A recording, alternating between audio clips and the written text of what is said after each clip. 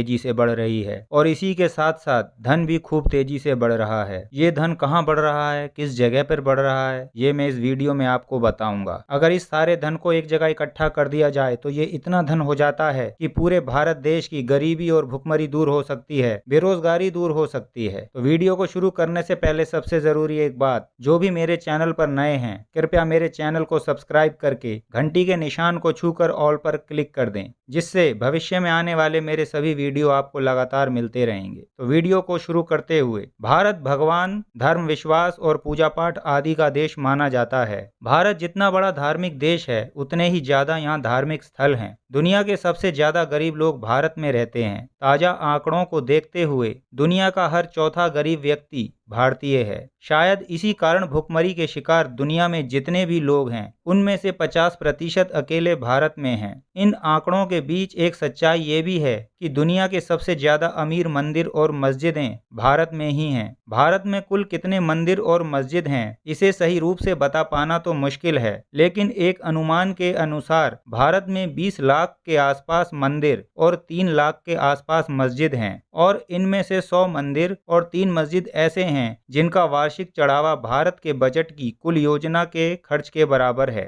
भले ही भारत में आधी से ज्यादा जनसंख्या भूखे पेट सोती हो, लेकिन यहाँ के मंदिरों और मस्जिदों में करोड़ों का चढ़ावा चढ़ाने वालों की कमी नहीं है। अगर सभी अमीर मंदिर और मस्जिद आपस में मिलकर देश से भुखमरी और गरीबी को दूर करने का प्रयास करें तो ये संभवतः एक अच्छे कदम की शुरुआत होगी। सबसे पहले भारत के अमीर मंदिरों के बारे में बताता हूँ। पहला मंदिर पद्मनाभ स्वामी मंदिर है जो तिरुवनंतपुरम में है और केरल का सबसे प्रसिद्ध मंदिर है। पद्मनाभ स्वामी मंदिर में मिले खजाने से अब ये सबसे अमीर मंदिर बन गया है। पद्मनाभ मंदिर से लगभग 1 लाख करोड़ रुपए से भी कहीं अधिक का खजाना मिला है और अभी एक तहखाना खुलना शेष है। ये मंदिर बेशुमार दौलत का स्वामी है। भारत का दूसरा अमीर मंदिर तिरुपति बालाजी है। ये आंध्र प्रदेश के चित्तूर जिले में स्थित है। इस मंदिर के पास इतना खजाना है जितना पुराने समय के राजाओं महाराजाओं के पास भी नहीं था। तिरुपति के खजाने में 8 टन ज्वेलरी है, 650 करोड़ रुपए की वार्षिक आय, अलग अलग बैंकों में मंदिर का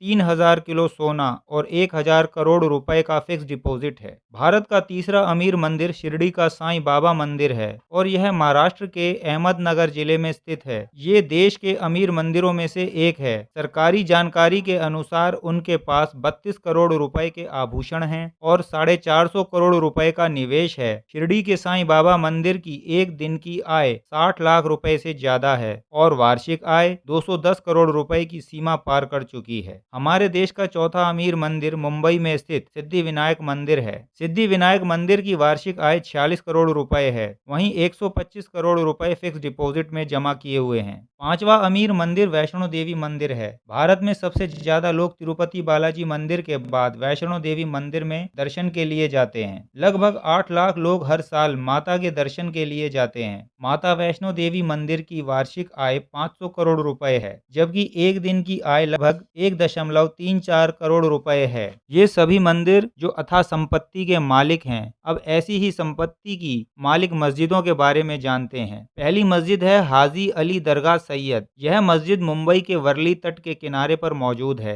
यह भारत की ऐसी मस्जिद है जहां हिंदू और मुसलमान दोनों ही जाते हैं और यह दुनिया की सबसे अमीर मस्जिद मानी जाती है। कहा जाता है कि यहाँ एक महीने में लगभग 5 से 6 करोड़ रुपए तक जमा हो जाते हैं। इसे सैयद पीर हाजी अली शाह बुखारी की याद में सन 1431 में बनाया गया था। यह मुंबई का महत्वपूर्ण धार्मिक एवं पर्यटन स्थल भी है। बताया जाता है कि हाजी अली ट्रस्ट के अनुसार हाजी अली उज्बेकिस्तान के बुखारा प्रांत से सारी दुनिया का भ्रमण करते हुए भारत पहुंचे थे। दूसरी मस्जिद है ख्वाजा मोइनुद्दीन चिश्ती। यह मस्जिद राजस्थान के अजमेर में स्थित है। यह भारत की दूसरी अमीर मस्जिद मानी जाती है और इस मस्जिद में एक महीने में लगभग 3 करोड़ रुपए तक जमा हो जाते हैं। यह बताया जाता है कि मोइनुद्दीन चिश्ती का जन्म 536 हिजरी संवत यानी कि 1114 ईस्वी पूर्व पर्शिया के सिस्तान इलाके में हुआ था। तीसरी अमीर मस्जिद है मोती मस्जिद। यह मस्जिद मुगल बादशाह औरंगजेब ने बनवाई थी और यह दिल्ली के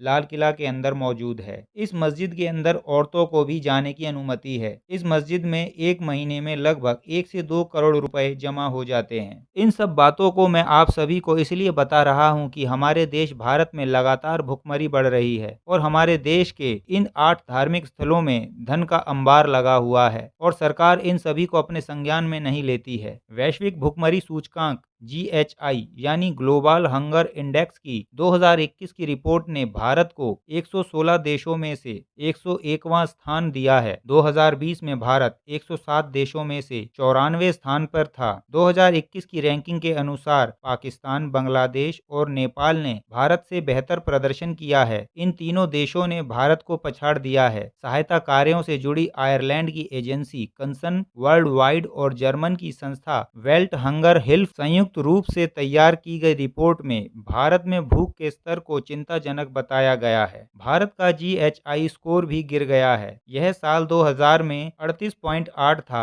और 2012 और 2021 के बीच 28.8 से 27.5 के बीच रहा। GHI स्कोर की गणना 4 पैरामीटर पर की जाती है, जिनमें अल्प पोषण, कुपोषण, बच्चों की वृद्धि दर और बाल मृत्यु दर शामिल है। साल 2020 में भारत 107 देशों में 94वें स्थान पर था। अब 116 देशों में यह 101वें स्थान पर आ गया है। भारत एक कृषि प्रधान देश है और यहाँ इतना अनाज पैदा होता है कि अकेला भारत पूरी दुनिया को 6 महीने तक खाना खिला सकता है। 2020-2021 में अनाज की पैदावार 30 करोड़ 54.3 लाख टन के नए रिकॉर्ड स्तर पर पहुंचने का अनुमान है। लेकिन हर साल भारत में लगभग 2.1 करोड़ टन गेहूं खराब हो जाता है, जो कि ऑस्ट्रेलिया के कुल अनाज की उपज के बराबर है। कितने दुख और विचार करने वाली बात है कि हमारे देश में धन और अनाज का अंबार है, फिर भी हमारे देश में लगभग 50% लोग भूखे रहते हैं, जिनके पास रहने को घर नहीं, पहनने को कपड़े नहीं और खाने को रोटी नहीं है। फिर भी भारत को महान बताया जाता है। हमारी सरकार के पास ऐसी कोई नीति ही नहीं है जिससे सब कुछ बैलेंस में आ जाए। सड़कों के किनारे पॉलिथीन के टेंट बनाकर रहने वाले वो लोग जिनका सरकार के पास कोई रिकॉर्ड ही नहीं है, वो लोग सारा दिन कूड़ा करकट बीनते हैं और छोटे छोटे बच्चे सारा दिन भीख मांगते दिखाई देते हैं। देश में ऐसा धन जिसका अंबार दिन प्रतिदिन बढ़ता जा रहा है, सरकार को अपने संज्ञान में लेकर उस धन को देश की उन्नति में लगाना चाहिए। मंदिर मस्जिदों में रखा हुआ धन बढ़ता जा रहा है, जिसका उपयोग ऐसे कार्यों में होना चाहिए जिससे देश में उद्योग धंधों को बढ़ावा मिले, देश से गरीबी और भुखमरी जैसी समस्याओं का समाधान हो सके। ध्यान से सोचा जाए तो मंदिर मस्जिदों में एकत्रित धन पर देश की जनता का ही अधिकार होना चाहिए, क्योंकि मंदिर मस्जिद किसी एक इंसान या व्यक्ति विशेष का व्यापार नहीं है, बल्कि सारे समाज का अधिकार है। और हमारे भारत को इस विषय पर गंभीरता से सोचना चाहिए और हम सभी भारतवासियों को इस बात के लिए आवाज उठानी चाहिए। अगर आपको मेरा ये वीडियो पसंद आया हो तो कृपया लाइक करें, शेयर करें और कमेंट करके बताएं कि इस वीडियो में मैंने क्या सही कहा और क्या गलत कहा। मेरा वीडियो देखने के लिए आपका बहुत बहुत धन्यवाद।